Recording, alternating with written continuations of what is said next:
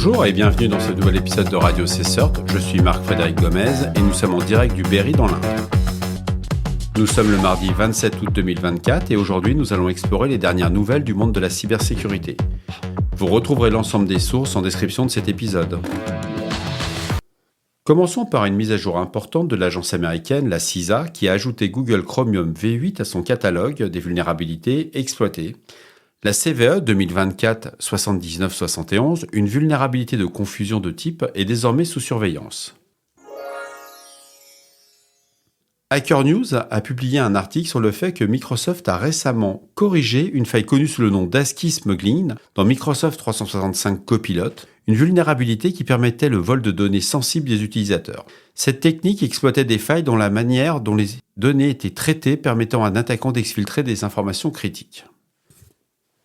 Le CERT-FR nous indique qu'une autre vulnérabilité critique a été découverte dans Microsoft Edge, permettant l'exécution de code arbitraire à distance. Cette vulnérabilité, si elle est exploitée, pourrait permettre à un attaquant de prendre le contrôle complet du système informatique. Un second bulletin, toujours publié par le CERT-FR, indique que de multiples vulnérabilités ont également été signalées dans UBM QRadar. Certaines d'entre elles permettent l'exécution de code à distance, une élévation de privilèges et même un déni de service. Ces failles représentent un danger majeur pour les équipes de cybersécurité qui l'utilisent au sein de leur SOC ou de leur CERT.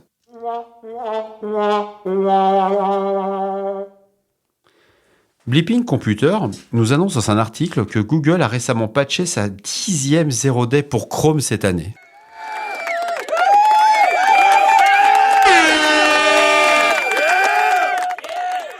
La 10e, hein. On est qu'au mois d'août. Enfin, Security Affairs nous annonce que SonicWalls a corrigé une faille critique dans le contrôle d'accès dans ses firewalls, ce qui aurait pu permettre à des attaquants d'obtenir un accès à ces équipements sensibles. Passons maintenant aux incidents récents. Une rumeur inquiétante avait circulé la semaine dernière prétendant que tous les numéros de sécurité sociale aux États-Unis avaient été volés. Cette rumeur est liée à un procès contre un data broker, National Public Data, accusé de ne pas avoir sécurisé correctement les informations des citoyens américains, canadiens et britanniques. Cependant, il est important de noter que cette affirmation a été démentie par un rapport de chez Cisco Talos et l'intéressé.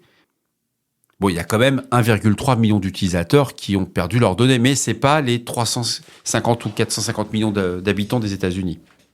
Palteco Crédit Union a récemment informé ses 726 000 clients d'une violation de données à la suite d'une attaque par un ransomware.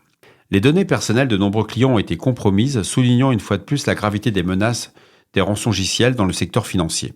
Bleeping Computer explique l'attaque dans un article extrêmement intéressant, mais le communiqué de presse de Palteco, que vous trouverez dans les liens, est plus qu'intéressant. C'est vraiment incroyable comment l'organisme financier va expliquer sa fuite de données, il va expliquer la compromission, l'intervention des équipes, mais surtout, il va proposer un dédommagement aux utilisateurs qui est surprenant. La première chose qu'il va faire, il va les sensibiliser. Il va leur demander pendant 2 ans, les 2 ans à venir, de consulter leur compte tous les jours pour voir s'il y a une opération frauduleuse et si quelqu'un va l'utiliser à leur insu. Il fallait oser quand même. Et comme dédommagement, alors là, je pense que c'est là où j'ai eu un problème. J'ai relu plusieurs fois le bulletin parce que je me suis dit que c'est pas possible. Et bien si, ça peut être possible. L'entreprise Palteco va leur proposer un accès gratuit à un logiciel de surveillance de leur ligne de crédit pour mettre sur leur équipement informatique.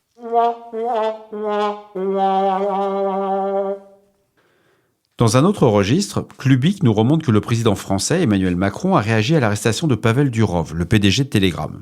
Cette arrestation a suscité de nombreuses réactions et le président de la République a pris la parole pour dissiper certaines accusations portées contre la France dans cette affaire.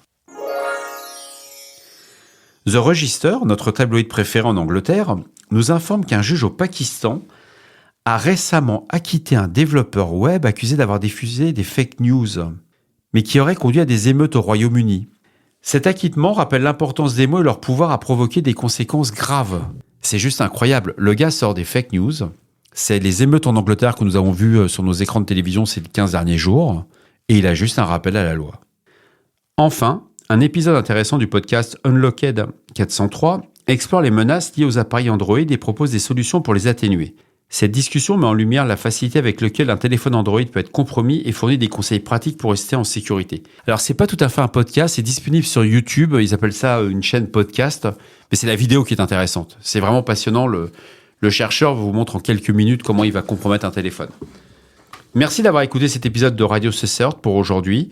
Nous espérons que cette analyse vous aura été utile et nous vous invitons à rester connectés pour plus d'actualités. Je reviendrai demain. Nous serons le début des Jeux Olympiques. Demain, nous serons le 28. Donc, nous allons pouvoir voir une très belle fête sur les Jeux Paralympiques. Les équipes de cybersécurité sont toutes mobilisées, dont je ferai partie. Et j'espère que je n'aurai aucune actualité à vous dire sur les Jeux Paralympiques en dehors des épreuves sportives. Je vous souhaite à tous une très belle soirée, une très belle journée pour ceux qui m'écoutent le matin.